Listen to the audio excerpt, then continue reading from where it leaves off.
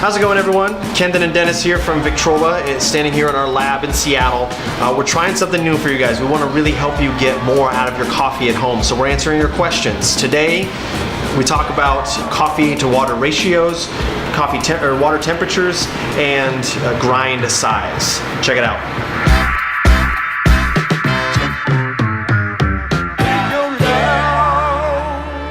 Okay, now we're going to answer some questions, and these are real questions that people actually wrote into us, which was super exciting to see how we could help you guys out there get more out of your coffee at home. So Christy P says, my question around home brewing is how much coffee should I use? Some days it's too strong, some days it's too weak. It's not consistent. What are your thoughts? Excellent. Yeah, so really great question, and you know, how much coffee should I use? Really, what we want to key in on here is establishing a consistent ratio of coffee to water. Yeah. You know, so if you're finding that you're getting, depending on the day, sometimes it's too weak, sometimes you feel it's too strong, sometimes it's just right. That could potentially be, makes me think that maybe you're using, you're dosing out your coffee by volume rather than by weight, which is just going to give you less consistency and change that ratio of coffee to water. Yeah. So I'd recommend, you know, establishing a specific ratio, and really it's, you know, as far as how strong the coffee is. For example, I'd play around with a ratio between 1 to 15 and 1 to 18, and that's coffee to water ratio, and 1 to 15 being a stronger ratio, and 1 to 18 being obviously by weight, of course. By 1 weight. to 15 to 1 to 18 by weight. By weight, yes, thank you. You know, how strong or the exact strength of your coffee, that's really up to you, you know, and I think the most important question when homebrewing is this cup of coffee enjoyable to me? And once you find that, you know, once you've keyed in on that ratio, then building in consistency and being able to do it over and over again, which is more difficult at home because you probably don't have all of the commercial equipment that we get to use here in the shop. Yep. But you can really do yourself some favors, you know, in this case by investing in a scale. Would be a great investment, and you can get a consistent weight every time you're dosing your coffee. Yeah, every time I wake up in the morning, I make the exact same size pot and the exact same grinds by weight. I know exactly what it is, throw it in, and it's done. Yeah. And it's the same ratio every time. So hopefully that answers that question there.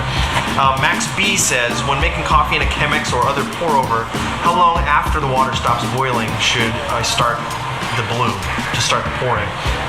And then do I need to reboil between the bloom and the rest of the process? Do I need to reboil the water during the brewing? Yeah. So another great question, and another question that really is key to successful home brewing is water temperature. And you know, when we're talking about water temperature, you know, it sounds like you're going from a kettle and then to your pour over or your Chemex, whatever you're doing.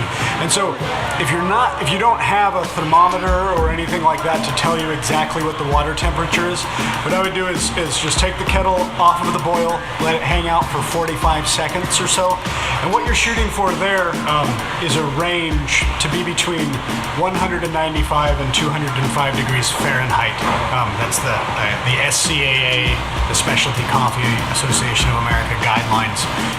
And really, you just want the water the water temperature that's going to give you a proper extraction. Now, it's going to be tough to really key in on a specific temperature if you're just using a kettle.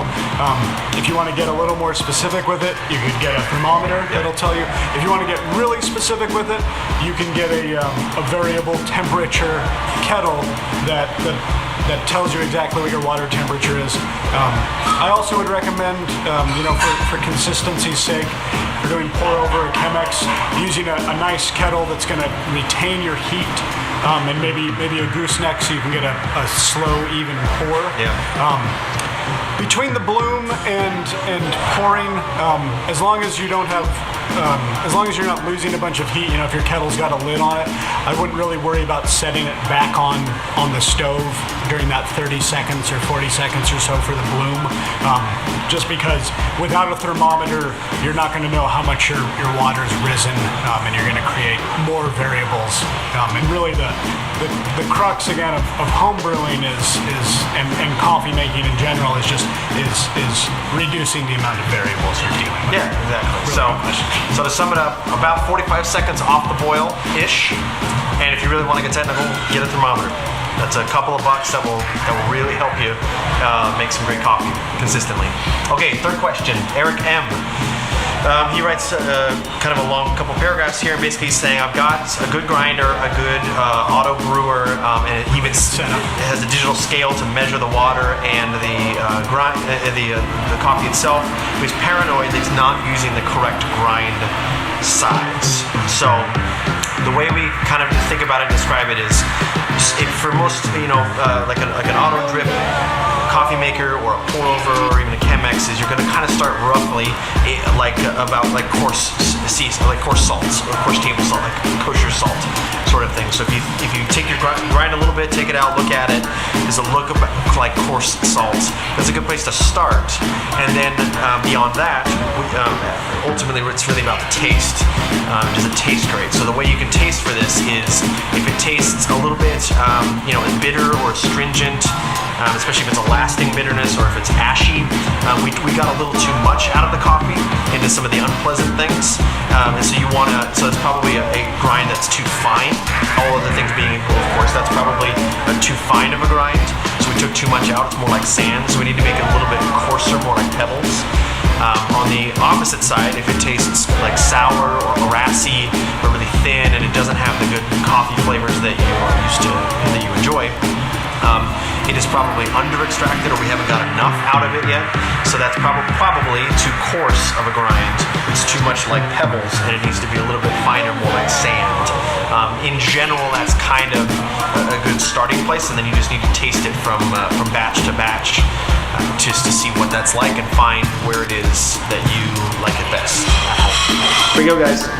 Thanks so much for writing in. If you have questions, you can put them in the comments below this video. You can even write into info@victrolacoffee.com, and we'll either answer you on the email or answer it in the show potentially. Anyway, glad we could help. Keep writing in. Thanks so much.